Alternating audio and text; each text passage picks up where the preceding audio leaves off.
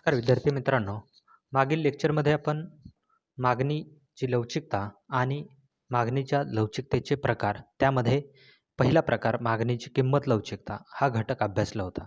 आज आपण मागणीच्या लवचिकतेचा दुसरा प्रकार, तो म्हणजे मागणीची उत्पन्न लवचिकता अभ्यासणार आहोत. विद्यार्थी मित्रांनो, मागणीच्या लवचिकतेचे प्रकार हे प्रामुख्याने वस्तूच्या मागणीवर ज्या काही घटकांचा प्रभाव पडतो, परिणाम होतो, त्याला अनुसरून हे मुख्य 3 प्रकार पडतात. त्यामधला पहिला प्रकार जो आहे तो किंमत लवचिकता, की त्याच वस्तूच्या किमतीचा त्याच वस्तूच्या मागणीवर होणारा परिणाम, यामधून हा प्रकार पडतो. दुसरा प्रकार जो आहे मागणीची उत्पन्न लवचिकता, तर यामध्ये किमती व्यतिरिक्त जो घटक आहे की व्यक्तीचं उत्पन्न, तर या व्यक्तीच्या उत्पन्नाचा तो ज्या वस्तूचा उपभोग घेतो किंवा तो ज्या वस्तूंना मागणी करतो, तर त्याच्या मागणीवर होणारा परिणाम हा अभ्यासण्यासाठी किंवा या अनुषंगानं हा मागणीच्या उत्पन्न लवचिकतेचा प्रकार आहे. आणि यामध्ये आपण वस्तूच्या मागणीतला बदल आणि उपभोक्त्याच्या उत्पन्नातला बदल याचा प्रमाण किंवा याचं गुणोत्तर तपासत असतो आणि त्यानुसार मागणीची उत्पन्न लवचिकता शोधत असतो. म्हणजे यामध्ये आपण उपभोक्त्याच्या उत्पन्नातील बदलाचा त्याच्या मागणीवर काय परिणाम होतो याचा अभ्यास करणार आहोत. मग मागणीच्या उत्पन्न लवचिकतेचा अर्थ स्पष्ट करत असताना त्याच्या ज्या काही व्याख्या आहेत, त्यामध्ये आपल्याला त्याचा अर्थ अधिक चांगल्या पद्धतीनं स्पष्ट करता येतो. त्यामधली पहिली व्याख्या आहे की उत्पन्नातील बदलास मागणीचा मिळणारा प्रतिसाद म्हणजे मागणीची उत्पन्न लवचिकता होय.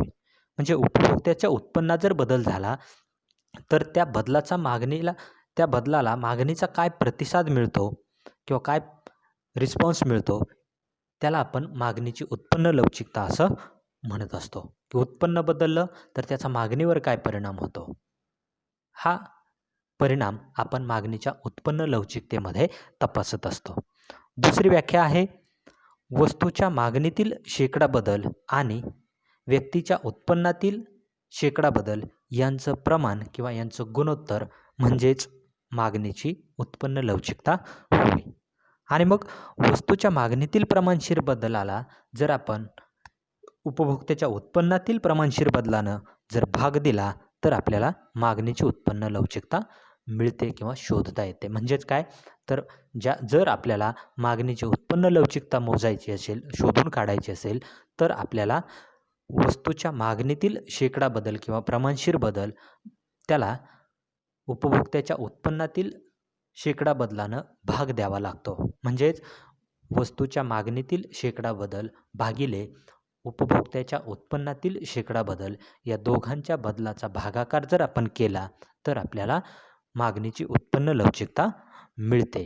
म्हणजेच मागणीच्या उत्पन्न लवचिकतेचा सर्वसाधारण अर्थ स्पष्ट करत असताना आपल्याला असं सांगता येतं की व्यक्तीच्या उत्पन्नात किंवा उपभोक्त्याच्या उत्पन्नात बदल झाला असता मागणीवर काय परिणाम होतो, या संकल्पनेमध्ये आपण तो परिणाम तपासणार आहोत किंवा अभ्यासणार आहोत.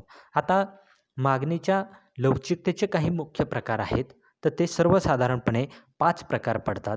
त्यामधला पहिला प्रकार आहे ऋण उत्पन्न लवचिकता. दुसरा प्रकार आहे शून्य उत्पन्न लवचिकता. तिसरा प्रकार आहे एकक उत्पन्न लवचिकता. चौथा प्रकार आहे एकपेक्षा कमी उत्पन्न लवचिकता. आणि 5वा प्रकार आहे एकपेक्षा जास्त उत्पन्न लवचिकता. त्यामधला पहिला प्रकार आपण सुरुवातीला पाहूयात, ऋण उत्पन्न लवचिकता. की उपभोक्त्याचं उत्पन्न वाढलं असता मागणी जेव्हा घट होते, तेव्हा मागणीची उत्पन्न लवचिकता ही ऋण असते. आता जर सर्वसाधारणपणे आपण विचार केला, तर उपभोक्त्याचं उत्पन्न आणि मागणी यामध्ये आपल्याला पॉझिटिव्ह रिलेशनशिप पाहायला मिळतं किंवा समसंबंध आपल्याला दिसून येतो. म्हणजेच उत्पन्नात ज्या दिशेने बदल होतो, त्याच दिशेने मागणीत देखील बदल होत असतो. मात्र निकृष्ट दर्जाच्या किंवा हलक्या दर्जाच्या वस्तूच्या बाबतीत आपल्याला असं पाहायला मिळत नाही. म्हणजेच काय, तर उपभोक्त्याचं उत्पन्न वाढलं असता हलक्या दर्जाच्या किंवा निकृष्ट दर्जाच्या वस्तूच्या बाबतीत मागणीमध्ये वाढ घडून येताना आपल्याला दिसून येणार नाही. तर अशा वस्तूंच्या मागणीमध्ये घट घडून येईल. म्हणजेच काय, की आपण जे म्हणतो की सर्वसाधारणपणे उपभोक्त्याचं उत्पन्न आणि मागणी यामध्ये समसंबंध असतो. म्हणजे जसं उपभोक्त्याचं उत्पन्न वाढत जातं तसा तो काय करत असतो, त्याच्या मागणीमध्ये वाढ घडवून आणत असतो. मात्र हलक्या दर्जाच्या ज्या वस्तू असतात, तर त्या वस्तूच्या बाबतीत उपभोक्त्याची स्वाभाविकता थोडीशी वेगळी असते. कारण जसं उत्पन्न वाढतं, तसं त्याला हलक्या दर्जाच्या वस्तूचा उपभोग घेणं हे त्याच्या प्रतिष्ठेसाठी योग्य वाटत नाही. म्हणून तो काय करतो, की त्याचं उत्पन्न वाढल्यानंतर त्याला ज्या वस्तू हलक्या दर्जाच्या वाटतात, त्या वस्तूच्या मागणीमध्ये तो वाढ घडवून आणत नाही. म्हणजे हलक्या दर्जाच्या वस्तूच्या बाबतीत आपल्याला काय परिस्थिती पाहायला मिळते, की उपभोक्त्याचं उत्पन्न वाढतं, मात्र हलक्या दर्जाच्या वस्तूच्या मागणीमध्ये घट घडून येते. म्हणजे उत्पन्न वाढतं आणि मागणीमध्ये घट घडून येते. मग अशा वेळेस मागणीची उत्पन्न लवचिकता ही ऋण असल्याचं किंवा निगेटिव्ह असल्याचं आपल्याला पाहायला मिळतं. कारण उत्पन्न वाढल्यानंतर उपभोक्ता अशा हलक्या दर्जाच्या वस्तूंचा उपभोग कमी करत असतो. त्यामुळं अशा वस्तूंच्या बाबतीत मागणीची उत्पन्न लवचिकता ही त्याची ऋण असते. मग जर आकृतीमध्ये आपण पाहिलं तर आता या ठिकाणी आपण मागणीची उत्पन्न लवचिकता मोजतोय किंवा हा प्रकार पाहतोय. त्यामुळं वाय अक्षावर या ठिकाणी आता किंमत येणार नाही, तर उपभोक्त्याचं उत्पन्न मोजलं जाणार आहे आणि एक्स अक्षावर मागणी मोजली जाणार आहे. आता इथं वाय अक्षावर आपण उपभोक्त्याचं उत्पन्न दाखवलं आहे आणि एक्स अक्षावर वस्तूची मागणी दाखवली आहे. आता इथं ज्या वस्तू आहेत तर त्या हलक्या दर्जाच्या किंवा कनिष्ठ दर्जाच्या वस्तू आहेत असं आपण गृहीत धरलं आहे. कारण हलक्या दर्जाच्या वस्तूच्या बाबतीतच उपभोक्त्याची उत्पन्न लवचिकता ही ऋण असते. मग इथं आकृतीमध्ये आपल्याला दिसून येतं की उपभोक्त्याचं उत्पन्न सुरुवातीला OY इतकं आहे, त्यावेळेस तो ON इतक्या वस्तूची मागणी करतोय. उपभोक्त्याचं उत्पन्न आता पासून Y1 पर्यंत जर वाढलं तर तो काय करतो, या हलक्या दर्जाच्या वस्तूची मागणी करणार नाही. कारण त्याला त्याच्या प्रतिष्ठेच्या दृष्टिकोनातून त्या हलक्या दर्जाच्या वाटत आहेत. म्हणून उत्पन्न वाढल्यानंतर तो अशा हलक्या दर्जाच्या वस्तूची मागणी कमी करतो. म्हणजे एका बाजूला उत्पन्न वाढतं आणि दुसऱ्या बाजूला हलक्या दर्जाच्या वस्तूची मागणी कमी होते. म्हणून या दोन्हीतील संबंध हा व्यस्त आहे किंवा ऋण आहे. म्हणून याला मागणीची ऋण उत्पन्न लवचिकता असं म्हटलं जातं. आणि अशा वेळेस मागणीचा वक्र हा डावीकडून उजवीकडे खाली उतरत जाणारा असतो. मग आकृतीमध्ये DD हा जो वक्र आहे तो ऋण उताराचा आहे. डावीकडून उजवीकडे तो खाली उतरत जाणारा आहे. अशा पद्धतीनं ऋण उत्पन्न लवचिकता हा प्रकार आपल्याला स्पष्ट करता येतो. त्यानंतर दुसरा प्रकार आहे शून्य उत्पन्न लवचिकता. आता जेव्हा उत्पन्नात बदल झाला असता मागणीत जर कुठल्याही प्रकारे बदल होत नसेल, तेव्हा मागणीची उत्पन्न लवचिकता ही ती शून्य आहे असं आपल्याला सांगता येतं. कारण उत्पन्न वाढतं किंवा कमी होतं, मात्र तो ज्या वस्तूची मागणी करतोय ती आहे तेवढीच आहे, कमीही होत नाही आणि जास्तही होत नाही. म्हणजे उत्पन्नातील बदलाला मागणीचा मिळणारा प्रतिसाद या ठिकाणी शून्य असतो. म्हणून त्याला आपण शून्य उत्पन्न लवचिकता असं म्हणतो. म्हणजेच उत्पन्नातील बदलाचा वस्तूच्या मागणीवर कुठल्याही प्रकारे काहीही परिणाम होत नाही. जसं मागच्या लेक्चरमध्ये मी एक उदाहरण दिलं होतं की मिठाची मागणी, की उत्पन्न वाढलं तरी आपण मीठ फार मोठ्या प्रमाणात ऑर्डर करणार नाही, की जेवढं आपल्याला चवीसाठी जेवढं आहारामध्ये आवश्यक आहे तेवढीच त्याची मागणी करतो. जे आपल्या जीवनावश्यक गरजा असतात, जीवनावश्यक वस्तू असतात, तर त्याची मागणी आपण गरजेपुरती करत असतो. त्यामुळं अशा वस्तूच्या बाबतीत किंमत लवचिकताही शून्य असते आणि उत्पन्न लवचिकतासुद्धा शून्य असते. म्हणजे इथं किंमत वाढली तरी त्याची मागणी आहे तेवढीच राहणार आहे. ते किंमत लवचिकतेमध्ये आपण पाहिलं होतं. आणि इथं उत्पन्न लवचिकतेमध्ये सुद्धा आपल्याला सांगता येतं की उपभोक्त्याचं उत्पन्न वाढलं तरी मिठाची मागणी काही आपण फार वाढवणार नाही, आहे तेवढीच आपण घेणार आहे. आणि उत्पन्न खूप कमी झालं तरी आपण मीठ खाणं सोडणार नाही. म्हणजे जेवढी गरज आहे तेवढीच त्याची मागणी केली जाते. म्हणजे मागणीचा बदल या ठिकाणी शून्य आहे. मागणीत कुठल्याही प्रकारे बदल होत नाही. उत्पन्न बदलतंय, OY पासून Y1 पर्यंत वाढलं किंवा Y1 पासून OY पर्यंत कमी झालं, वाढलं किंवा कमी झालं तरी मागणी ON एवढी आहे तेवढीच राहते. पूर्वी इतकीच ती मागणी राहते. म्हणजे उत्पन्नातील बदलाला मागणीचा प्रतिसाद कुठल्याही प्रकारचा नाही. मागणी आहे तेवढीच आहे, स्थिर आहे. म्हणजे मागणीतला बदल शून्य आहे. म्हणून त्याला शून्य उत्पन्न लवचिकता असं म्हटलं जातं. आणि अशा वेळेस मागणीचा वक्र हा पूर्णपणे वाय अक्षाला समांतर असा तयार होतो. आणि मग जो डी हा वक्र उभा आहे, DN ही जी रेषा आहे सरळ वाय अक्षाला समांतर असलेली, तर तो आपला मागणीचा वक्र आहे आणि तो OY या अक्षाला समांतर झाल्याचं आपल्याला दिसून येतं. त्यानंतर तिसरा प्रकार आहे एकक उत्पन्न लवचिकता. म्हणजे उत्पन्नात जेवढ्या प्रमाणात वाढ झाली तेवढ्याच प्रमाणात जर मागणीत वाढ होत असेल किंवा त्याच्या उलटही आपल्याला सांगता येतं की उत्पन्नात जेवढ्या प्रमाणात घट झाली असेल तेवढ्याच प्रमाणात जर मागणीतसुद्धा घट होत असेल तर अशा वेळेला मागणीची उत्पन्न लवचिकता ही एक येते. म्हणजे उत्पन्नातला बदल आणि मागणीतला बदल या दोन्हीतील बदलांचं प्रमाण जेव्हा सारखं असतं, एकसारखंच असतं, समान असतं, त्यावेळेस मागणीची उत्पन्न लवचिकता ही एकक असते, एक असते, युनिटरी असते. आणि मग अशा वेळेस जर आपण पाहिलं तर मागणीचा वक्र हा डावीकडून उजवीकडे वर जाणारा असतो. मग आता उदाहरण मी सुरुवातीला तुम्हाला देतो की ज्यावेळेस आपण आकृतीमध्ये जर पाहिलं तर वाय अक्षावरती उत्पन्न आहे आणि एक्स अक्षावरती मागणी आहे. उत्पन्नामध्ये OY पासून OY1 पर्यंत 10% वाढ झाली, तर मागणीसुद्धा ON पासून ON1 पर्यंत 10%नेच वाढते. म्हणजे उत्पन्न जेवढ्या प्रमाणात वाढते 10%नी वाढलं की मागणीसुद्धा 10%नी वाढले. उत्पन्न जर 20%नी वाढलं, मागणीसुद्धा जर 20%नेच वाढत असेल किंवा त्याच्या उलट उत्पन्न जर 10%नी कमी झालं, मागणीसुद्धा 10%नेच घटत असेल, तर अशा वेळेस म्हणजे दोघांतील बदलाचं प्रमाण, उत्पन्नाच्या बदलाचं प्रमाण आणि मागणीच्या बदलाचं प्रमाण, या दोघांच्या बदलाचं प्रमाण जेव्हा जेव्हा सारखं असतं तेव्हा तेव्हा त्यांची उत्पन्न लवचिकता ही एक असते. आणि मग अशा वेळेस हा मागणीचा वक्र डावीकडून उजवीकडे वर जाणारा असतो. मग हा DD हा जो वक्र आहे तर तो डावीकडून उजवीकडे सरळ वर जाणारा आहे आणि तो एकदम हा जो आपल्या आकृती वाय अक्ष आणि एक्स अक्ष हा जो 90 अँगल 90 अंशाचा कोन तयार झालेला आहे, अगदी त्याच्या मधोमध तो सरळ जातो. म्हणजे त्याचं 45-45 असे दोन समान भाग तो करून सरळ वर जातो. आणि असा वक्र जर असला तरच उत्पन्नातील बदल आणि मागणीतील बदल आकृतीमध्ये आपल्याला सारखा दाखवता येतो.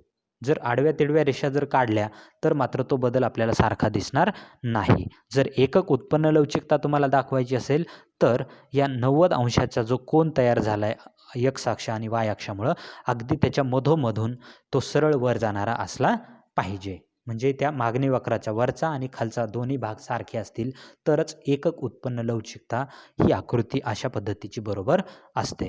आणि मग तरच आपल्याला उत्पन्नातला बदल हा जो 10% आपण म्हटलं आहे वाय पासून Y1 पर्यंतचा, तो बरोबर दिसतो. कशाच्या बरोबर? तर N1 हा जो मागणीतला बदल 10% आपण म्हणतोय तेवढंच दोन्हीमधलं अंतर आपल्याला सारखं दिसून येतं, तर ती आकृती बरोबर असते. त्यानंतर पुढचा प्रकार आहे एकपेक्षा कमी उत्पन्न लवचिकता. आता पहा, एकपेक्षा कमी उत्पन्न लवचिकतेचा अर्थ स्पष्ट करताना आपल्याला सांगता येतं की उत्पन्नात झालेल्या वाढीपेक्षा मागणी जर कमी प्रमाणात वाढत असेल किंवा त्याच्या उलट आपल्याला सांगता येतं की उत्पन्नात झालेल्या घटीपेक्षा मागणी जर कमी प्रमाणात घटत असेल तर मागणीची उत्पन्न लवचिकता ही एकपेक्षा कमी असते.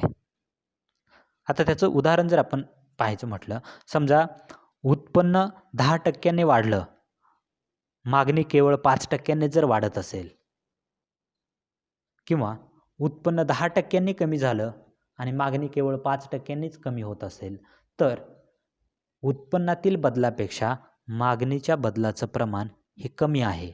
म्हणजे उत्पन्नात जास्त बदल होतोय, मागणी त्याला कमी प्रतिसाद देते. अशी परिस्थिती ज्यावेळेस असते त्यावेळेस मागणीची उत्पन्न लवचिकता ही एकपेक्षा कमी असते. म्हणून आपल्याला सांगता येतं की जेव्हा जेव्हा व्यक्तीच्या उत्पन्नातील बदलापेक्षा मागणीतील बदलाचं प्रमाण कमी असतं त्यावेळेस त्याला एकपेक्षा कमी उत्पन्न लवचिकता असं म्हटलं जातं. आणि आता आपण इथं म्हणतोय की उत्पन्नातील बदलापेक्षा मागणीतील बदलाचं प्रमाण कमी आहे. आता आकृतीमध्ये पहा, वाय पासून Y1 पर्यंत त्याला आपण 10% उत्पन्नातलं प्रमाण म्हटलं आहे आणि N पासून N1 पर्यंत हे मागणीच्या बदलाचं प्रमाण आहे किंवा मागणीतला बदल आहे. तर इथं ह्याला N ते N1 याला आपण 5% म्हटलं आहे, तो मागणीतला बदल आहे आणि Y पासून Y1 पर्यंत हा उत्पन्नातला बदल आहे. आणि इथं आपण म्हणतोय उत्पन्नातील बदलापेक्षा मागणीतील बदलाचं प्रमाण जेव्हा कमी असतं तेव्हा त्याला 1 पेक्षा कमी उत्पन्न लवचिकता असं म्हटलं जातं. मग Y ते Y1 हे अंतर जास्त आहे आणि N पासून N1 पर्यंत हे अंतर कमी आहे आणि असं असेल तरच ते आकृती किंवा ते डायग्राम हे बरोबर आहे असा त्याचा अर्थ होतो. म्हणजे जो अर्थ आपण शब्दामध्ये मांडतोय की उत्पन्नातील बदल जास्त, मागणीतील बदल कमी, तर हे शब्दात मांडलेला अर्थ आकृतीमध्ये सुद्धा स्पष्टपणे दिसला पाहिजे. हे स्पष्ट दिसलं पाहिजे की उत्पन्नातला बदल जास्त आणि मागणीतला बदल कमी, हे आकृतीत पाहिल्या क्षणी दिसलं पाहिजे, तर ती आकृती बरोबर असते असं आपल्याला सांगता येतं. त्यानंतर शेवटचा प्रकार आहे 1 पेक्षा जास्त उत्पन्न लवचिकता. आता पहा, आकृतीमध्ये तुम्हाला बदल झालेला पाहायला मिळेल की 1 पेक्षा जास्त उत्पन्न लवचिकता. आता याचा अर्थ स्पष्ट करताना आपल्याला काय सांगता येतं की जेव्हा उपभोक्त्याच्या उत्पन्नातील बदलापेक्षा मागणीत होणारा बदल जास्त असतो तेव्हा त्याला 1 पेक्षा जास्त उत्पन्न लवचिकता असं म्हटलं जातं. आणि मग जर आपण पाहिलं तर मागणीचा वक्र हा अधिक x अक्षाकडे झुकलेला आपल्याला दिसून येतो. पहा, डी हा जो मागणीचा वक्र आहे तो x अक्षाकडे असा झुकलेला आहे, कारण तो मागणीतला बदल जास्त दाखवतोय. N पासून N1 पर्यंतचं अंतर जास्त आहे आणि Y पासून Y1 पर्यंतचं अंतर हे कमी आहे. म्हणजे उत्पन्नात थोडा बदल झाला तरी मागणीमध्ये मोठ्या प्रमाणात बदल होतोय. म्हणजे उत्पन्नातील झालेल्या बदलापेक्षा मागणीत होणारा बदल जेव्हा जास्त असतो तेव्हा त्याला 1 पेक्षा जास्त उत्पन्न लवचिकता असं म्हटलं जातं. आणि मग जर उदाहरण सांगायचं झालं तर समजा 5% जर उत्पन्नात वाढ झाली आणि मागणी जर 10% वाढत असेल तर त्याला 1 पेक्षा जास्त उत्पन्न लवचिकता असं म्हटलं जातं. किंवा त्याच्या उलट 5% उत्पन्न कमी झालं तर मागणी 10% कमी होत असेल तरी त्याला आपल्याला 1 पेक्षा जास्त उत्पन्न लवचिकता असं म्हणता येतं. कारण या ठिकाणी उत्पन्नातील बदलाला मागणीचा जास्त प्रतिसाद मिळतोय. उत्पन्नात थोडा जरी बदल झाला तरी मागणी जास्त रिस्पॉन्सिव्ह आहे, जास्त प्रमाणात सेन्सिटिव्ह आहे असं आपल्याला या ठिकाणी दिसून येतं. अशा पद्धतीनं या मागणीच्या उत्पन्न लवचिकतेचे हे 5 प्रकार आपल्याला पाहायला मिळतात किंवा त्याचा अभ्यास आपल्याला अशा पद्धतीनं करता येतो. हे 5 मुख्य प्रकार आपण पाहिले. एक ऋण उत्पन्न लवचिकता, दुसरा शून्य उत्पन्न लवचिकता, तिसरा एकक उत्पन्न लवचिकता, चौथा 1 पेक्षा जास्त उत्पन्न लवचिकता आणि पाचवा 1 पेक्षा कमी उत्पन्न लवचिकता, असे मुख्य 5 प्रकार आपण पाहिले. आता यानंतर आपण शेवटचा मागणीच्या लवचिकतेचा जो प्रकार आहे तो मागणीची छेदक लवचिकता, तो पुढच्या लेक्चरमध्ये पाहणार आहोत. धन्यवाद.